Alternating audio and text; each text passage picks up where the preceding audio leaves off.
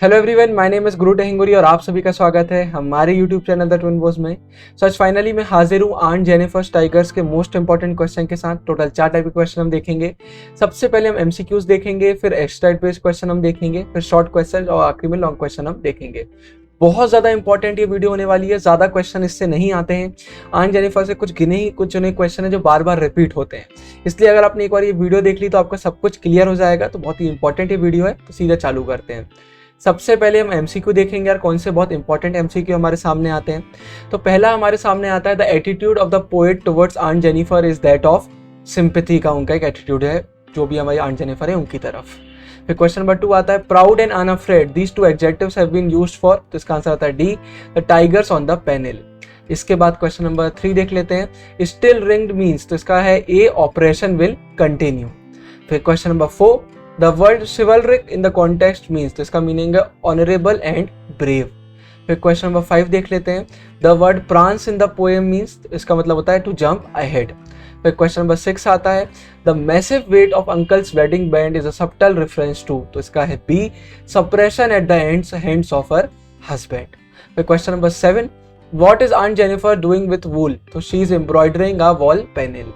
फिर इसके बाद question number 8, denizens of the world of greens mean, तो इसका है रेसिडेंट्स ऑफ फॉरेस्ट।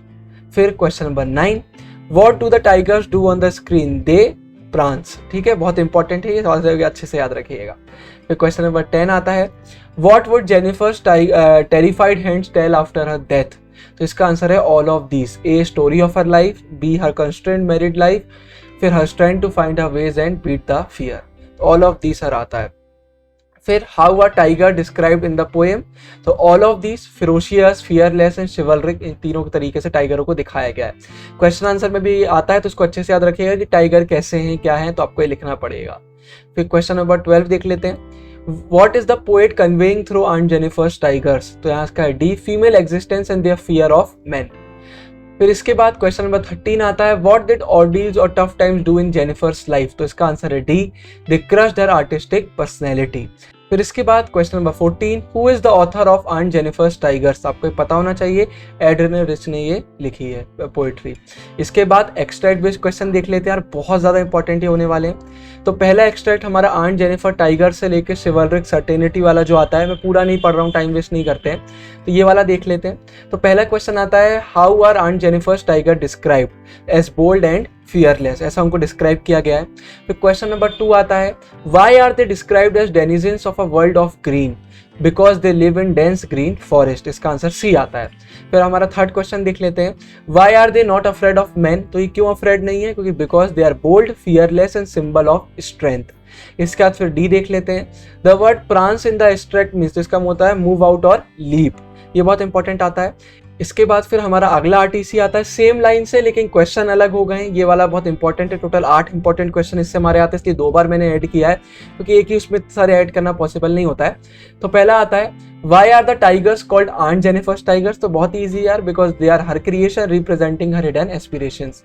फिर सेकंड आता है, how are they different from aunt Jennifer in terms of courage and strength, D इसका आंसर आता है। फिर थर्ड आता है, how do they move in sleek chivalric certainty alliteration. उसके बाद हमारा फोर्थ आता है, the world chivalric in the extract means, तो इसका मीन तो होता है गैलेंट। ठीक है, बहुत इंपॉर्टेंट है, इसको याद रखिएगा। इसके बाद फिर थर्ड आरटीसी हम देख लेते हैं, आंट जेनिफर फिंगर्स से लेके आंट जेनिफर्स हैंड्स वाली जो लाइन आती है, तो what is aunt Jennifer's mood, तो एंग्शियस और फियरफुल है। इसका सेकंड आता है, why are her fingers fluttering, तो इसका आंसर है because of the burden of marital discord. फिर थर्ड आता है, what does uncle's wedding band refer to, तो इसका है the wedding ring on aunt Jennifer's fingers, इसको भी याद रखिएगा। फिर how is uncle's wedding band heavy, ये भी क्वेश्चन आंसर में आएगा, पर अभी देख लेते हैं, due to responsibilities and restrictions imposed on women in a male dominated society. ये बहुत इंपॉर्टेंट है, ये वाला क्वेश्चन 2 मार्क्स में बहुत बार देखने को मिला है। इसके बाद एक और आरटीसी देख लेते हैं, व्हेन आंट इज डेड से लेके प्राउड एंड अनअफ्रेड वाली जो लाइन आती है, तो पहला क्वेश्चन आता है, why aunt Jennifer created the tiger so different from her own character, भाई उन्हें अपने कैरेक्टर से एकदम डिफरेंट क्यों बनाए, तो both B and C, to create visuals of being bold and fearless, to show her hidden desire. इसके बाद the expression ringed with ordeals implies that, इसका आंसर आता है B, she felt burden of her marital constraints, तो important ये भी याद रखिएगा। फिर the word prancing in the extract means, तो इसका होता है all of the above, dancing, jumping, feeling of being proud और प्लीज्ड बाय योरसेल्फ, यहाँ पर पूरे इसके मीनिंग आते हैं। फिर what does the tiger she embroidered symbolise, तो both B and C, strength and courage and speed and power, तो ये इंपॉर्टेंट आता है। अब इसके बाद सीधे हमारे शॉर्ट आंसर टाइप क्वेश्चंस देख लेते हैं। तो पहला क्वेश्चन हमारे सामने आता है यार, why do you think aunt Jennifer hands are fluttering through her wool, why is she finding the needle so hard to pull. तो सिंपल यार, उनके हैंड इसलिए फ्लटर कर रहे हैं और वो निडल इतना हार्ड पुल करना इसलिए फाइंड कर रही हैं क्योंकि बहुत ज़्यादा वीक हैं और डरी हुई हैं। जो उनके साथ मैरिटल लाइफ में ऑर्डील्स हुए, साथ साथ जो ये मेल डोमिनेटिंग सोसाइटी है उन्हें बिल्कुल ट्रॉमेटाइज कर दिया उनको, बिल्कुल डर गई, एक आघात पहुंच गया उनको। तो ये कुछ एक रीज़न आते हैं जो ये सब हो रहा है। इसके बाद क्वेश्चन नंबर 2 आता है, what is suggested by the image uncle's wedding band. तो यहाँ पर भाई जो वेडिंग बैंड है वो डिस्क्राइब करते हैं उनकी मैरिज को, बहुत ही मैसिव इनको बताया गया। इसका सिंपल रीजन है कि वो मैरिटल रिस्पॉन्सिबिलिटी से बहुत बर्डनड हो गई हैं, इतनी ज़्यादा हो गई कि वो एकदम सब्जुगेटेड फील करती है और अपने आप को फ्रीली एक्सप्रेस भी नहीं कर पाती हैं। कहीं ना कहीं वो अपने हस्बैंड के डोमिनेशन से परेशान हमको दिखाई दे रही है इसमें। फिर क्वेश्चन नंबर 3 आता है, Why do you think Aunt Jennifer created animals that are so different from her own character? What might the poet suggesting through this difference? बहुत इंपॉर्टेंट क्वेश्चन है ये। तो भाई इनने टाइगर क्रिएट किए हैं जो कि सिंबल हैं स्ट्रेंथ के, फियरलेसनेस के और कॉन्फिडेंस के, जो कि आंट जेनिफर से जस्ट अपोजिट हैं। ये इन चीज़ों, इनके अंदर खुद ये चीज़ें नहीं, लैक करती हैं इन चीज़ों में। तो ये एक इसलिए इनका ये आता है। तो मेनली अगर हम बात करते हैं टाइगर का क्या है, तो इनके जो टाइगर वो रिप्रेजेंट करते हैं इनके जो सप्रेस्ड डिज़ायर हैं उन्हें। इनके डिज़ायर थे कि ये भी बोल्ड और फियरलेस बने और ये ऑपरेशन से फ्री रहें, तो कहीं ना कहीं ये डिज़ायर रिफ्लेक्ट करते हैं इनके टाइगर। तो हो सकता है पोएट यहाँ पर ये सजेस्ट कर रहे हो कि विमेन में ये क्वालिटी होनी चाहिए, तब जाके वो मेल ऑपरेशन से बच पाएंगी और खुल के एक ज़िंदगी जी पाएंगी। बहुत इंपॉर्टेंट ये क्वेश्चन आता है। क्वेश्चन नंबर 4 आता है, What will happen when Aunt Jennifer is dead? ये भी बहुत इंपॉर्टेंट क्वेश्चन है, जितने आ रहे हैं सब बहुत इंपॉर्टेंट है, बहुत कम ही क्वेश्चन है इसमें। तो आता है, जब उनकी डेथ हो जाएगी तो भी उनके जो टाइगर हैं वो प्रांस करते रहेंगे। उनको जो टेपेस्ट्री में बनाया है वो इसमें पूरा दिखाया गया उनके पैनल में। इससे हमको ये मालूम चलता है कि जो आर्ट है वो मरता नहीं है, वो हमारी ह्यूमन लाइफ के परे है, ह्यूमन का आएंगे जाएंगे, लेकिन आर्ट ऐसा नहीं होता है। और ये दिखाता रहेगा उनका पूरे हमेशा की जो उनकी इच्छा रही थी मेल डोमिनेशन से बचने की, खुली ज़िंदगी जीने की, उसे हमेशा ये रिफ्लेक्ट करते रहेंगे इवन जब वो मर जाती है उसके बाद भी, क्योंकि आर्ट नेवर डाइज है, आपने सुना होगा। फिर क्वेश्चन नंबर 5 आता है, What are the difficulties that Aunt Jennifer faced in her life? तो बहुत सारी डिफिकल्टी थी यार। वो ऑपरेशन की विक्टिम थी, उनकी जो पैट्रियार्कल सोसाइटी है इसकी सबसे बड़ी एक प्रॉब्लम ही हमको देखने को मिलती है। अपने हस्बैंड द्वारा ही वो सब्जुगेट की जाती थी। जो वेडिंग बैंड है इसलिए बोला गया कि बहुत हैवी लाई करता है उनके हैंड पर। उसके बाद बहुत ही वो डरी हुई हैं, उनके हाथ भी कप कपा रहे हैं जैसे हमने पूरा देखा। उनको एक मतलब इतनी सिंपल सा इसमें लाइन दी हुई है कि hands fluttered even when she carried something so light as knitting needles and wool. मतलब उनका नीडल और वूल्स में भी उनके हाथ कप कपा रहे थे। तो समझ सकते हैं कि कैसे वो डरी हुई हैं, कैसी उनकी ज़िंदगी चल रही थी उस समय। तो पूरा एक पैट्रियार्कल सोसाइटी का बैड साइड भी यहाँ पर दिखाया गया कि कैसे ऑपरेशन वुमेन्स को फेस करना पड़ता है। फिर क्वेश्चन नंबर 6 देख लेते हैं, how does aunt Jennifer express her bitterness and anger against male dominance. तो भाई उसकी विक्टिम है तो इन्हें उसको एक्सप्रेस कैसे किया, पूरे उसको अपने आर्ट के जरिए उन्हें किया है। उन्हें जो टेपेस्ट्री में ये बनाया है, एनिमल टेपेस्ट्री मतलब कुल मिला के एक थिक फाइबर जिसमें हम वीव करके बनाते हैं कोई भी सिंबल्स या कुछ भी अपना आर्ट बनाते हैं। तो उन्हें बताया, उन्हें उसमें जो टाइगर बनाया वो जस्ट उनके अपोजिट है। वो ब्रेवरी शो करते हैं, सब सिंबलाइज करते हैं स्ट्रेंथ और फियरलेसनेस। तो ये चीज़ें उसमें जस्ट आंट जेनिफर के अपोजिट है। तो इन्हें कहीं ना कहीं इस तरीके से बताया है कि वो कैसा एक्सप्रेस करती है। जो उनके इतने सालों से इमोशन सप्रेस हुए थे अब वो इस आर्ट के जरिए बाहर आए हैं पूरे। तो उनकी यही इच्छा बताई गई कैसे वो इससे पूरी एक फ्रीडम चाह रही थी। इतने ही हमारे शॉर्ट आंसर आते हैं, बहुत ही इंपॉर्टेंट ये थे। अब सीधे लॉन्ग आंसर देख लेते हैं। टोटल में 3 लॉन्ग आंसर हमारे यहाँ पर आते हैं। तो हमारा पहला क्वेश्चन आता है, explain the stark difference in the death of aunt Jennifer and the tigers prancing. तो सिंपल है यार कि पूरा यहाँ पर जस्ट अपोजिट एक कॉन्ट्रास्ट हमको देखने को मिलता है। आंट जेनिफर की डेथ के बाद वो धीरे से फेड हो जाएंगी, लेकिन ये आर्ट हमेशा जिंदा रहने वाला है। साथ ही साथ एक और चीज़ आती है कि कहीं ना कहीं आंट जेनिफर की एक डिफीट हो गई। उनके जीते हुए भी उनकी डिफीट हुई और जब उनकी डेथ हो जाती है तब भी उनकी डिफीट होती है, क्योंकि उनने इस ऑपरेशन को उन्हें एक्सेप्ट कर लिया, बिल्कुल ओबे कर रही थी पूरी मेल डोमिनेशन सोसाइटी को, कभी आवाज़ नहीं उठा पाई। आखिरी में अपने आर्ट के जरिए अपनी सप्रेस्ड इमोशन को बाहर जरूर लेकर आई, लेकिन इनकी जीत नहीं हो पाई। तो इनकी जो हमेशा की ज़िंदगी की विश रही थी कुछ अच्छा करने की, ज़िंदगी में एक फ्रीडम के साथ जीने की, वो कभी पूरी नहीं हो पाएगी। और अगर दूसरी तरफ अगर हम इनके टाइगर्स की बात करते हैं तो ये उसमें वो चीज़ झलकाई है उन्हें जो वो ज़िंदगी में करना चाह रही थी, उनकी जो फ्रीडम थी, जो वो प्रांस करना चाहती थी प्राइड के साथ, एक पूरी वो दुनिया उन्हें दिखाई है जो कभी वो एंजॉय नहीं कर पाई। तो ये पूरा आता है। तो एक अगर प्रैक्टिकल सोच में हम देखते हैं, सिंपल ये आती है कि आंट जेनिफर की एक डिफीट होती है क्योंकि उन्हें उस सोसाइटी को ओबे किया जो उन्हें नहीं करना चाहिए था, और दूसरी तरफ उनके टाइगर एक अलग ही है, वो जो हमने पहले आंसर पढ़े वैसा करके आप लिखेंगे। तो ओवरऑल ये हमें एक स्टार्क डिफरेंस पूरा देखने को इसमें मिल जाता है उनके टाइगर्स पे और आंट जेनिफर की जो डेथ होती है उसमें। तो पूरा ये एक आता है इंपॉर्टेंट क्वेश्चन। बाकी लॉन्ग आंसर में जो आपके आंसर रहेंगे पूरे मन से रहेंगे, कभी इसको कॉपी, कोई भी आंसर आपको कॉपी पेस्ट नहीं करने।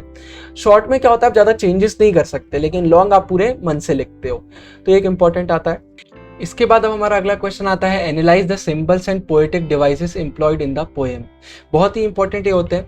जब भी अगर हम लॉन्ग आंसर की बात करते हैं तो आपको अगर ऐसा क्वेश्चन देखने को मिलता है कि आप पोएटिक डिवाइसेस बताइए, सिंबल्स बताइए, तो हमेशा लॉन्ग आंसर में हमको एक ऑप्शन मिलता है। तो जो दूसरा क्वेश्चन आता है उसमें कभी ऐसा नहीं रहता, वो एक अलग सिंपल क्वेश्चन दे देता है। तो बहुत सारे बच्चे ऐसे होते हैं जो ऐसे क्वेश्चन अटैम्प्ट नहीं करते हैं, और 2 मार्क्स में से ज़्यादा देखने को नहीं मिल रहा है। मेनली आरटीसी में ऐसे हमको देखने को मिलता है जब आपसे बोलते हैं कि आपका कौन सा फिगर ऑफ स्पीच यूज़ किया गया है। लेकिन फिर भी भाई अगर इंग्लिश के लिटरेचर में आपको फुल मार्क्स स्कोर करना है तो मैं आपको सिंपल बोल देता हूँ, जितने भी आरटीसी में हमारे फिगर ऑफ स्पीचेस आते हैं या किसी वर्ड का मीनिंग आता है तो वो आप अच्छे से कर लो। वो आपको करना है, आप हमारी आईएमपी वीडियो देखते हो हम इसलिए उसमें डालते हैं आरटीसी में, वो आप अच्छे से कर लो। उसके बाद भाई देखिए इंपॉर्टेंट क्वेश्चन जब आप देख रहे हैं तो आप हमेशा काम कीजिए, पोएट्री की ना कुछ वर्ड्स हमेशा याद रखिए, कुछ लाइन्स हमेशा याद रखिए, इससे एक आपका आंसर अच्छा दिखने लगता है। तो चेकर पर ना एक बढ़िया मस्त इंप्रेशन जाता है पूरे पेपर का कि यार इस बंदे को थोड़ा नॉलेज तो है, तो एक अच्छा इंप्रेशन रहता है। तो इसलिए थोड़ी पोएट्री की लाइन याद रखिए करिए, एक अच्छा आपका वोकैब भी सही दिखता है उसी बहाने। तो अगर इस क्वेश्चन की बात करते हैं बहुत सारे images, symbol and poetic devices use किए गए हैं पूरे थीम को दिखाने के लिए। जैसे अगर टाइगर की बात करते हैं तो भाई वो सिंबलाइज करते हैं फ्रीडम ऑफ स्पिरिट, जो आंट जेनिफर का एक ड्रीम था कि भाई वो उनको कभी ना कभी मिले, लेकिन वो उसको कभी हासिल नहीं कर पाती हैं। फिर अगर हम आंट जेनिफर की बात करते हैं तो यार ये कहीं ना कहीं पूरे विमेन के ग्रुप को दिखाते हैं जो कि मेल सुपीरियरिटी और डोमिनेशन के एक विक्टिम है, ये उनको पूरा बताते हैं। तो ऐसे करके ये 2 चीज़ हमको पहले मेन देखने को मिलती है। फिर अगर हम टाइगर की बात करते हैं तो ये जस्ट आंट जेनिफर से बिल्कुल अपोजिट हमको देखने को मिलते हैं कहीं ना कहीं। फिर इसमें ये बोला गया देखिए tiger symbolize the true nature of a women's free soul that values strength and assertion. तो कहीं ना कहीं विमेन की फ्री सोल हमें टाइगर के जरिए देखने को मिलती है। उसके बाद हमें मेटाफर देखने को मिलता है टाइगर्स को जब ब्राइट टोपाज डेनिजन से कंपेयर किया। टोपाज एक ब्राइट येलो स्टोन होता है, आपको पता होगा, डेनिजन मतलब इनहेबिटेंट। यहाँ पर पूरा आता है कि comparison of the tigers to the bright topaz denizen where tigers are considered to be the inhabitants of the forest the crafted green world on the panel. तो ये हमको देखने को मिलता है। उसके बाद हमको पूरा अगर टाइगर की बात करते हैं तो वहाँ क्वालिटी ऑफ शिवलरी देखने को मिलती है, हमें एकदम कॉन्फिडेंट दिखाई देखने को मिलते हैं। फिर अगर हम फिंगर्स फ्लटरिंग की बात करते हैं तो वहाँ अलिट्रेशन हमको देखने को मिल जाता है, हमको प्रांसिंग प्राउड में भी अलिट्रेशन देखने को मिल जाता है। तो ऐसा कुछ करके इसका आंसर आता है। तो बहुत सारे सिंबल, पोएटिक डिवाइस हमको इसमें देखने को मिल जाते हैं। इसी के साथ अब बढ़ते हैं हमारे अगले क्वेश्चन पर। तो क्वेश्चन नंबर 3 आता है In a predominantly male-dominating society, women have always faced oppression from men. What chances can be brought about in society for uplifting the position of women like Aunt Jennifer? तो अगर women की बात करते हैं यार तो बहुत सारे वेरियस वेज में हम उनको अपलिफ्ट कर सकते हैं। सबसे पहले हमें एजुकेशन प्रोवाइड करना चाहिए गर्ल चाइल्ड्स को, ताकि वो पढ़े लिखें और आगे बढ़ें। तो उनको पूरे अर्ली एज में ही सब पता चल जाए यार कि कैसे क्या ज़िंदगी चलती है। उनको हमें ऐसे डोमेस्टिक ड्यूटीज़ में नहीं लगा देना चाहिए, उनको उनसे बर्डन कर देते हैं, तो ये नहीं होना चाहिए। फिर इक्वल अपॉर्चुनिटीज़ मिलना चाहिए, ऐसा नहीं है कि डिफ्रेंसिएशन हो रहा है मैन वेमेन में, सबको इक्वल अपॉर्चुनिटीज़ मिलनी चाहिए। सोसाइटी को भी अच्छे, दोनों को इक्वली ट्रीट करना चाहिए, ये चेंज आना चाहिए। फिर वुमेन को एम्पावर करना चाहिए कि वो अपने डिसीजन लाइफ के खुद ले सकें। उनको सिखाना चाहिए कि भाई उनकी लाइफ उनकी, उनको किसी और की सुनने की ज़रूरत नहीं है। जैसे कुछ चीज़ें अगर हम करते हैं तो हम एक चेंज ला सकते हैं, बाकी आप मन से भी इसमें पूरा एक आंसर देख सकते हैं। ऐसे पूरे चेंजेस की हमें ज़रूरत है। तो इसी के साथ यार हमारा बहुत प्यारा सा चैप्टर खत्म होता है, ये पोएट्री वाला जो इंपॉर्टेंट क्वेश्चन का वीडियो था। तो अगर आपको वीडियो अच्छी लगी तो वीडियो को लाइक कीजिएगा, चैनल को सब्सक्राइब कीजिएगा। अभी भी कोई डाउट बचता है तो कमेंट में जरूर पूछेगा। बाकी मैं तो मिलता रहूँगा इन वीडियोज़ में, तब तक के लिए साइनिंग ऑफ, गुरु टेंगरिया, बाय बाय।